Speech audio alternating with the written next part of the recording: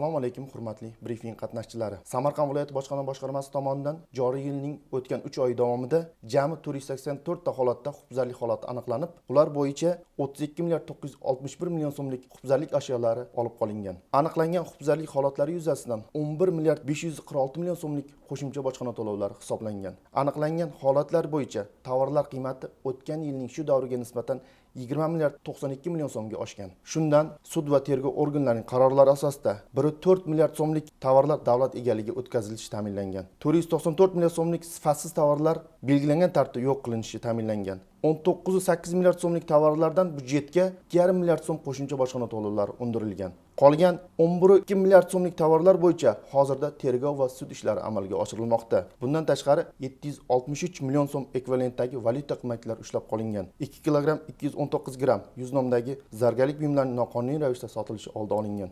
Aholimizning sog'lig'i va xavfsizligini ta'minlash yo'nalishida 32.375 gram giyohvandlik vositalari, 3.511 quti tamaki mahsulotlari, 368.051 dona tibbiyot buyumlari va dori vositalari ushlab qolingan. 2026-yilning o'tgan shu davra mobaynida Samarqand viloyat bojxona boshqarmasi tomonidan 17 ta holatda jinoyat ishlari aniqlanib, ular bo'yicha jinoyat ishi qo'zg'atilgan. Aniqlangan jinoyat ishlarining 14 tasi bojxona organlariga to'g'ridan-to'g'ri tegishli bo'lgan. Jinoyat kodeksining 182-moddasi bojxona to'g'risidagi qonun hujjatlarini buzish, 246-moddasi kontrabanda bilan bog'liq jinoyatlar bo'lsa, qolgan 3 tasi boshqa jinoyatlar turiga kiradi. Huquqbuzarliklar profilaktikasini amalga oshirish yuzasidan, ya'ni fuqarolar bilan ularning huquqiy ongini ochirish, bojxonaga doir qonun hujjatlari mazmun mohiyatini tushuntirish, huquqbuzarliklarning oldini olish borasida jami 756 ta tadbirlar amalga oshirilgan. 530 marotaba ommaviy axborot vositalarida chiqishlar, 66 marotaba joylarda ochiq muloqot tarzida davra uchrashuvlari o'tkazilgan. 160 marotaba huquqbuzarliklarning yakka tartibdagi profilaktikasi yo'nalishida